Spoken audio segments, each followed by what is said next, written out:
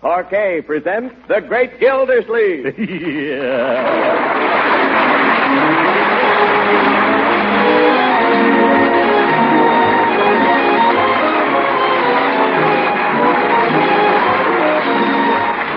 The makers of Parquet Margarine present each week at this time Harold Peary as The Great Gildersleeve, written by John Wheaton.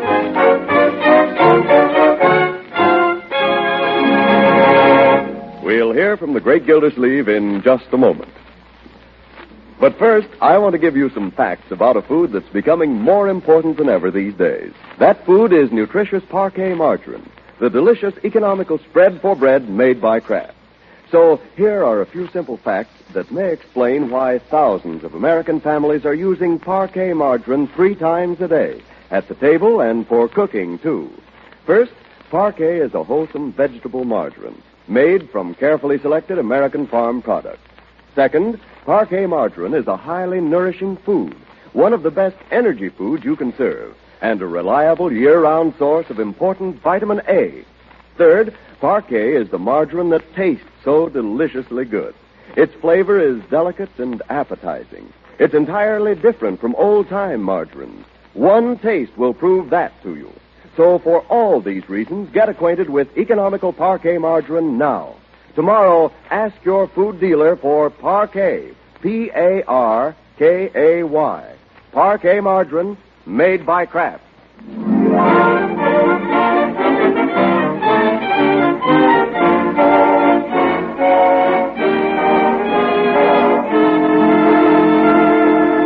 Now let's join our friend, the Great Gildersleeve. We find him in the land of Nod, sleeping the sleep of a man who has put his car up on blocks, bought his full quota of war bonds, and saved 4.5 pounds of bacon fat.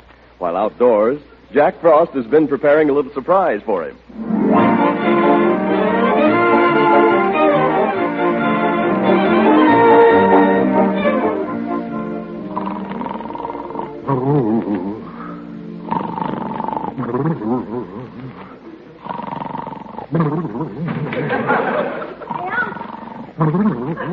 Uncle Boyd!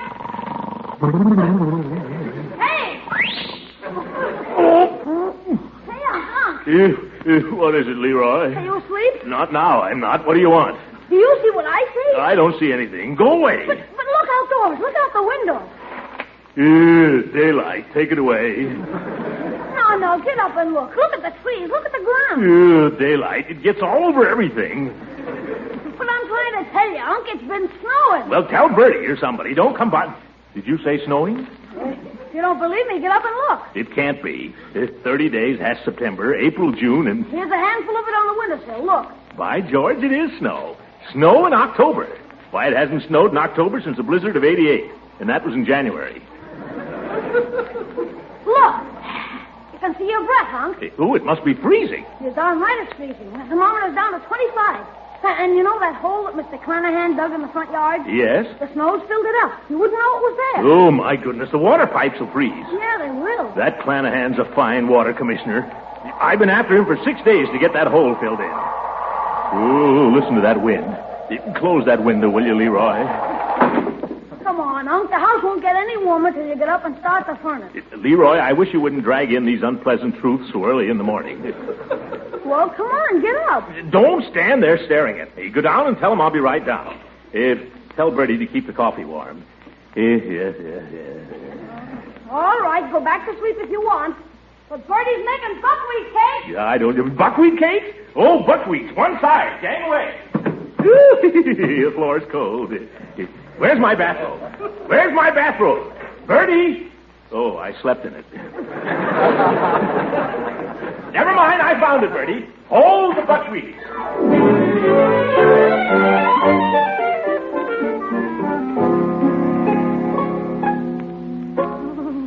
More coffee, Uncle Mort? Thank you, my dear. Pass your cup, will you? Hold it still. I can't. I'm shivering. I'll hold it, Mr. Gildersleeve. Ooh, that's worse. Grab at somebody. I'm sorry. I'm all over goose pimples. Why don't you go put a sweater on, Bertie? I got on so many sweaters now I can hardly bend at the elbow, and my teeth chattering like a pair of dice. Yeah. Marjorie, take a look at that thermometer there, will you? I can tell you from here, Uncle Mort. It's cold. Yes, we'll have to do something about this. While you're up, my dear, hand me a cigar, will you? What do we do? All sit around it and warm our hands? No, Leroy. We go out to the garage and we bring in some firewood. And I do mean you. Oh, me and my big mouth. I'm going to call up Clanahan right now before those water pipes freeze. Better put your rubbers on, Leroy. That snow's wet. Oh, I don't need any. Put your rubbers on, young man. Hello. I want to speak to Commissioner Clanahan. He won't be in? A fine water commissioner he is. And you can tell him I said so. The commissioner is not expected in today. If anything happens to those pipes, it's on him. Oh, Leroy, close the door. As soon as Leroy comes back, I'll go down and see if I can start old Vesuvius. Bertie. Yes, sir? Bertie, have you ever had any acquaintance with a furnace? Mm-hmm. Oh, I know how to work it. You just fiddle with that little doohickey out in the hall. But that was last year. Last year we were burning oil. With coal, there's a little more to it. Oh. It's nothing difficult, you understand. I think you'd be very good at it. Thank you. Anybody who's as good as you are with a shovel. Oh, the shoveling. Well, that comes into it. But it's not all shoveling. Well, I don't know about that. I know how to run that doohickey. I ran it last year. That doohickey is called a thermostat, Bertie. I wanted to speak to you about that. As I remember it, you ran it last year at about 80. You said 70. Yes, and I used to set it at 70. But the minute I got out of the house, you sneaked it up to 80. Well, sometimes it gets colder than others. Now, this is serious, Bertie. This year we got to save fuel. The temperature is going to be set at 65 degrees, and that's where it's going to stay. 65? Maybe it's going to stay, but I ain't. Oh, you wouldn't leave us, Bertie. Yes, ma'am. I can't work in those 65 degrees. I'll go on away from here. Oh, now, Bertie. I'll go for some work for somebody else if I have to. Calm yourself, Bertie, and just remember this. If anybody offers you more than 65 degrees this winter, they're traitors. Huh? You don't want to work for traitors, do you, Bertie? No, sir, not me. Well, remember that. The government says we've all got to help save fuel, Bertie. And the way to do it is to hold the temperature down to 65 degrees. Besides, 65 is warm enough for anybody. 65 won't hatch no eggs. No, but it'll keep you on your toes. It'll keep you from falling asleep at the broom. Well, if the government says so, I guess that's the way it's got to be. But if it's all the same to the government, I'm going to buy me some woolies and sew myself into them. I'm going to start looking at fur coats. Fur coats? Oh, brother, there we get into inflation. Oh, that's Leroy. Huh? He's probably got his arms full. Yeah. I'll let him in. Yeah. Oh, close it, Leroy, close it. Here's the wood. Where'll I put it? On the dining room table would be very nice. Wise guy. Quick, move the fire screen, Bertie. There. Can I light the fire on? Before we do that, young man, let's get down the cellar and start the furnace. I want to teach you how to take out the ashes. Holy smokes, do I have to do all the work around here? Oh, no. I don't see what you had to go and change the furnace to coal for anyway. The oil was working all right. There wasn't any ashes. You didn't have to get up in the morning and shake it. It never went out. It was swell. It was swell, all right. It was a comfort and a convenience.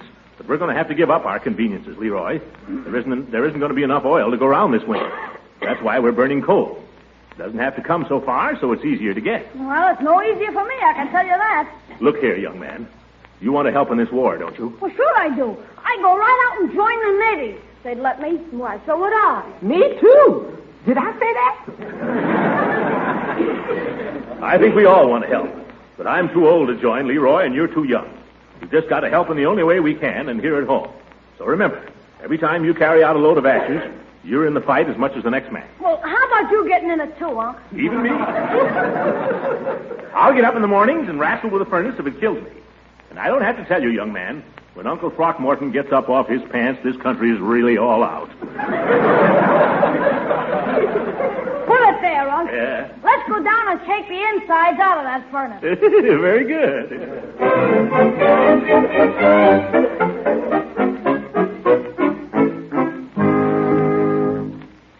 The heat's beginning to come up. I'll have it as warm as toast here in a jiffy, Marjorie. Now remember, Uncle Mort, 65. Yeah, that's as warm as most toast. The only trouble is, if this cold snap lasts 3 days, we'll be out of coal.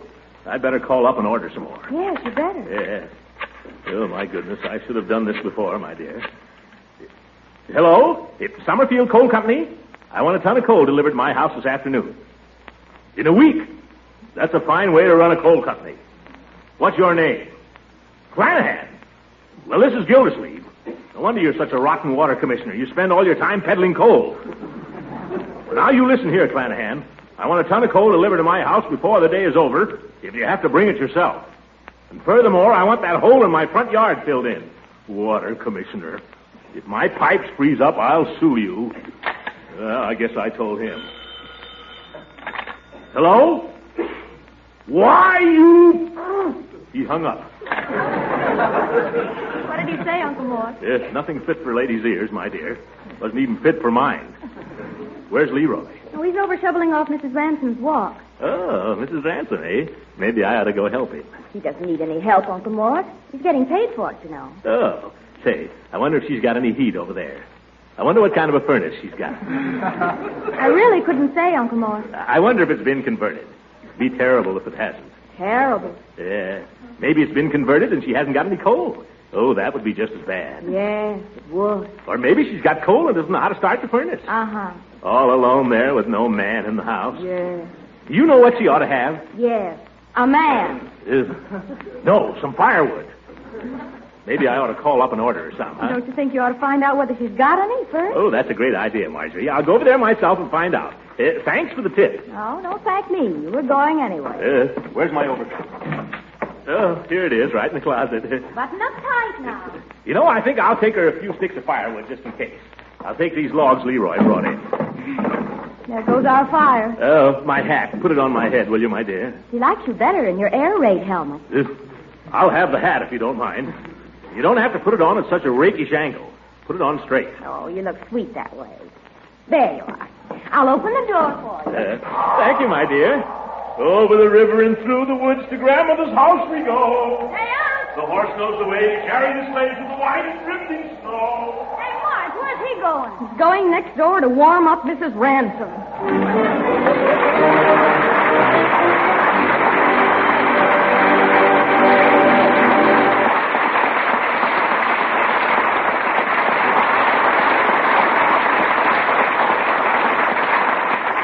The Great Gildersleeve will be with us again in a few seconds. Meantime, plenty of energy is mighty important these busy wartime days. For hard work, yes, and for hard play. Of course, energy comes from the foods you eat, so it's important that you know which foods provide the most energy. Now, one of the very best energy foods you can serve, and one that's economical too, is delicious Parquet margarine made by Kraft. That's a good thing because Parquet margarine is a 3 times a day source of important food energy. Parquet is a grand tasting spread for bread, rolls, or toast, at breakfast, lunch, or dinner. It's a real flavor shortening for baking better tasting pastries, cakes, and cookies. Parquet is grand for pan frying, too, because it doesn't spatter or stick to the pan. And besides furnishing energy, every pound of Parquet margarine provides 9,000 units of important vitamin A. So why not give delicious, economical Parquet margarine a try in your household? Remember, it's Parquet, P-A-R-K-A-Y. Parquet margarine made by Kraft.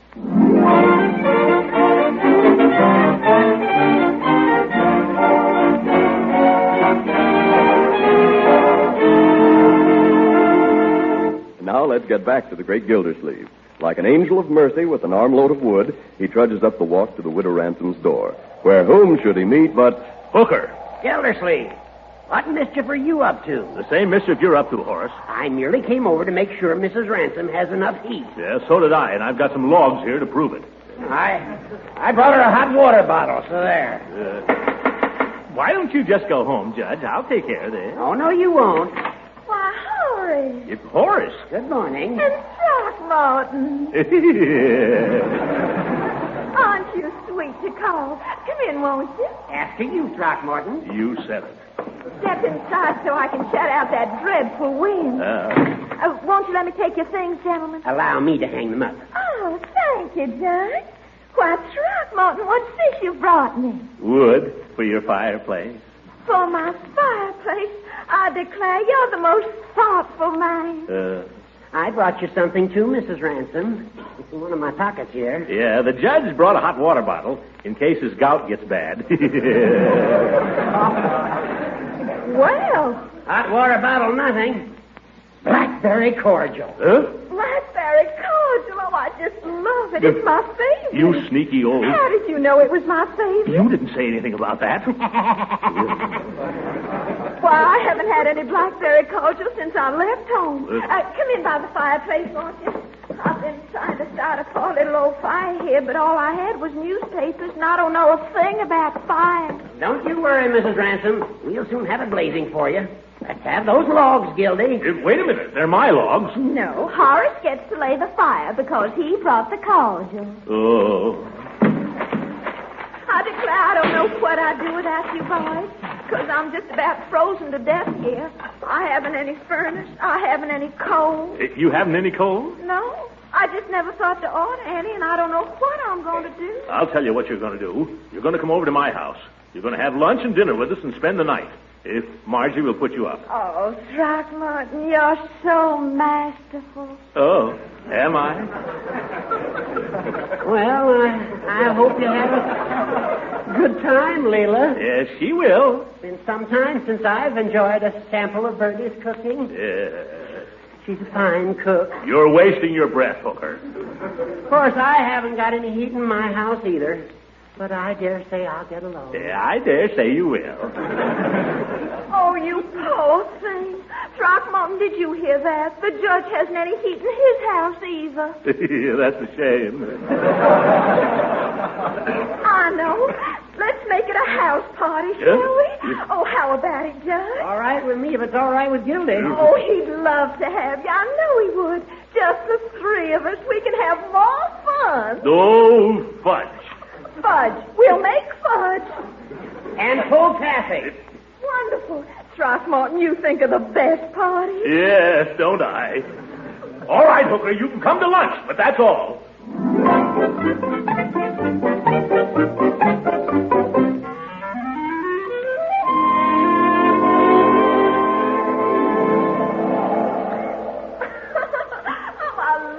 Snow. I declare I just love it to death. I've had the most glorious afternoon. Yeah, me too. You know, this is the first snow I've ever seen in my whole entire life. By golly, I love it too. Makes me feel like a kid again. Yeah. Oh, brother. Hop on the sled, Leela, and I'll pull you. Oh, no, I'm too heavy. You couldn't pull me. Yeah, I can pull you with one finger. Come on, hop on. Well, don't strain yourself now. Yeah, that's right. I'll put up your little feet. Not you, Hooker. Come on, Hooker, get off of there. Now, boys, I don't want you to get to fighting over me. And whatever you do, don't anybody try to wash my face with snow. Huh? I just couldn't stand it if you would have washed my face with snow. By George, I've got half a notion to try. Oh, no, you won't. Oh, yes, I will. Oh, no, you won't. Oh, no. Come on, Judge. You hold her and I'll wash her face. Yeah. Oh, no, I'll hold her and you wash her face.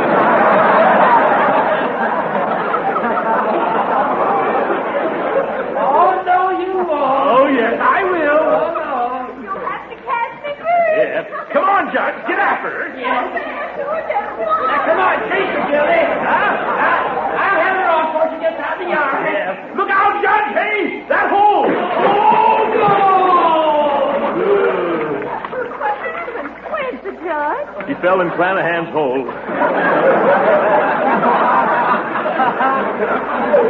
Get me out of this. Get me out of this. I'm freezing to death. Give me your hand, Judge. Tread water, Judge. Tread water. He doesn't have to. He's standing in mud. Come on, Judge. Jump.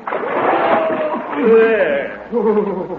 Oh, it's cold. Oh, Judge, you're just a mess. Now you better run right in the house before you catch your death. Yes, come on in. Are you all right, Judge? I'm not saying Gildersleeve till I see my lawyer.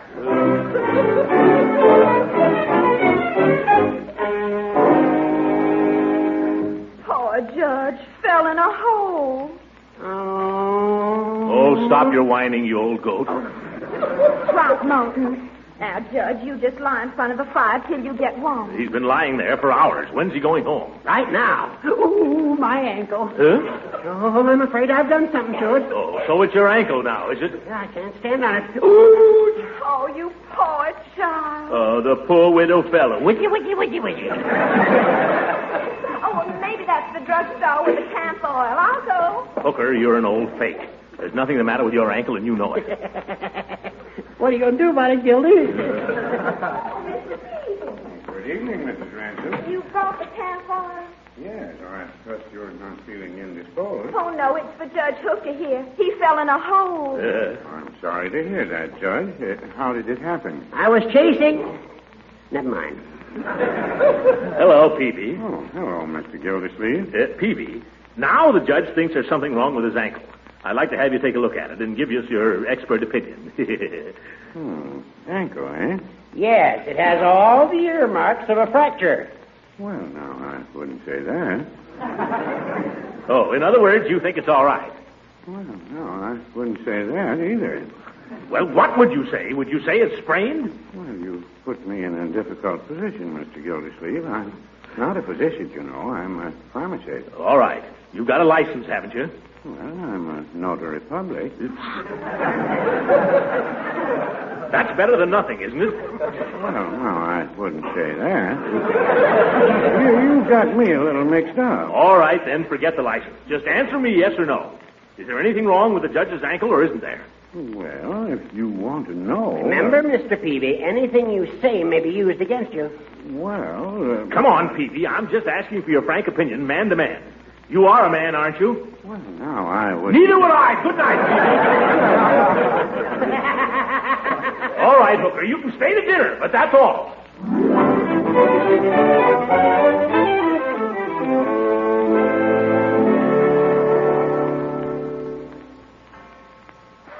Goodness gracious, 11 o'clock. 11? Oh, shank of the evening, Leela. Why, Marjorie isn't even in yet. I must get my beauty sleep. You couldn't be any more beautiful than you are, Leela. That's true, Judge, but brother, is it corny? Now, Throckmorton. But I really should be starting for my little old trundle bed. Yeah, so should Hooker. Oh, I think I hear Marjorie outside. Shut the door, my dear. Well, Marjorie, you have a good time? Oh, wonderful. An old-fashioned sleigh ride in October. Certainly has put roses in your cheeks. Yes, my dear. You look pretty enough to kiss. In fact, you look as if you had been. Oh, well, the Lord, what sharp eyes you have. Well, I've got an early day tomorrow, so if you don't mind, I'll say good night. Good night, Judge. Good night, Marjorie. Good night, Mrs. Ransom. Good night, honey child. Good night, Uncle Morris. Good night, my dear. Sorry I can't drive you home, Judge, but I put my car up on blocks. That's all right, Gildy. I'll get home somehow. Oh, now you can't go home tonight with that ankle. Throckmorton, you'll have to let Judge Hooker sleep in your den or someplace. What? Thanks, Gildy. Awfully sorry to put you out, old man. Well, I should be starting to bed. Could you show me my room, Throckmorton? Could I? Let me have your satchel. Thank you. Good night, Judge. Oh, don't get up. I do hope your ankle will be much better in the morning. Oh, I hope it will. You know darn well it will. Good night, Leela. Good night.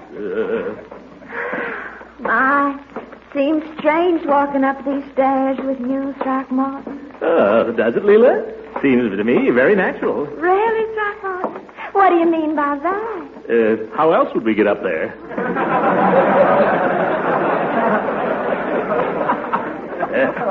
Here's my room, Leela. I mean, your room. Oh, what a nice room. Yes, I put the bath towels here, and here's an extra pillow, and here's a nice warm quilt, and then in case it really gets chilly... What? I put an electric heating pad in your bed.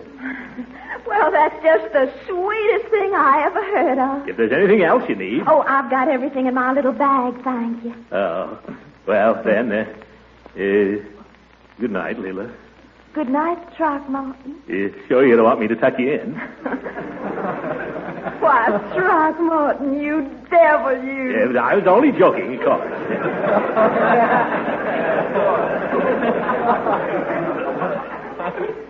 Good night, Leela. Oh, me. What an angel. I hope I dream about her tonight. All right, Hooker, let's get to bed. You take this couch, and I'll take the leather one.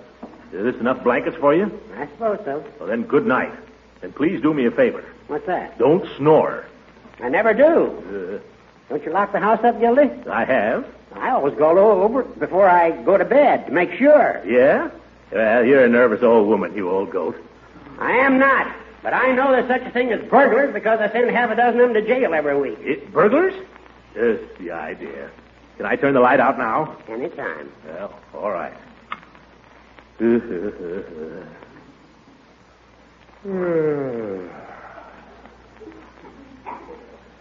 Oh, Gildy. What is it? Aren't you going to tuck me in? Oh!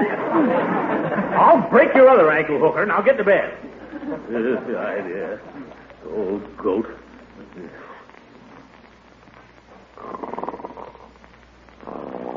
Oh, isn't that awful? Snoring already. Listen to that. What's that? Hooker's got me imagining things. Ooh, it's probably in the cellar. Oh, my goodness, there's nobody in the cellar. Come on, Gildy, you gotta be a hero. You gotta go down there and face it.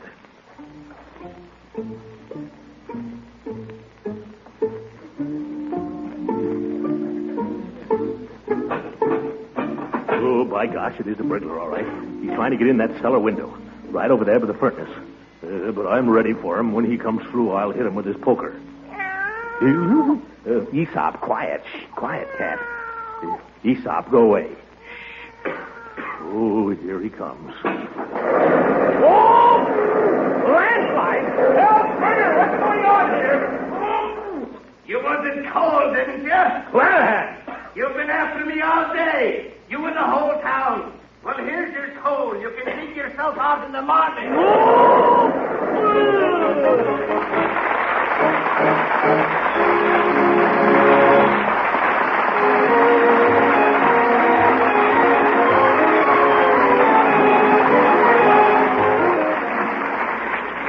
There's something I'd like to say to all our listeners. We were lucky here in Summerfield. We had an early cold snap before the real winter set in to remind us to get ready for it while there's still time.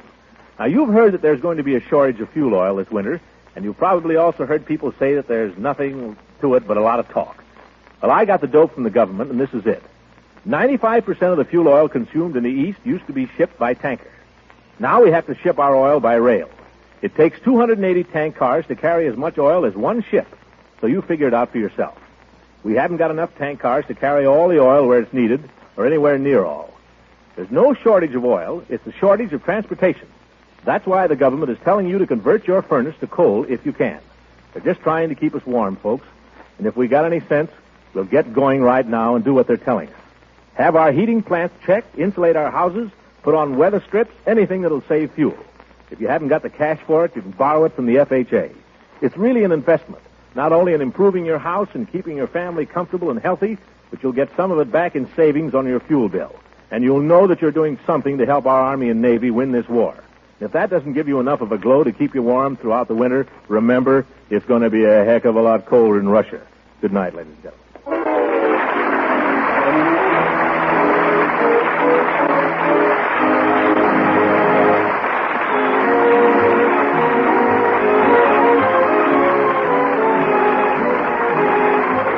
Original music heard on this program was composed and conducted by Billy Mills. This is Frank Bingman speaking for the makers of haa-aa-aa-aard margarine and inviting you to tune in again next week for the further adventures of the Great Gildersleeve. Some foods may be getting scarce these days, but good wholesome cheese and other dairy foods are plentiful. And just think of the tasty, satisfying main dinner dishes they'll help you make. Macaroni dishes, rarebits, soufflés, sandwiches, fish and egg dishes with cheese sauce. Yes, and dozens more. With cheese dishes becoming so important in your menus, you should know about Pabst-Step. Yes, Pabst-Step, the delicious golden cheese food of 100 different uses.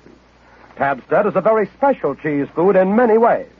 Pabst-Step slices so neatly, spreads so easily, it's grand for sandwiches or snacks.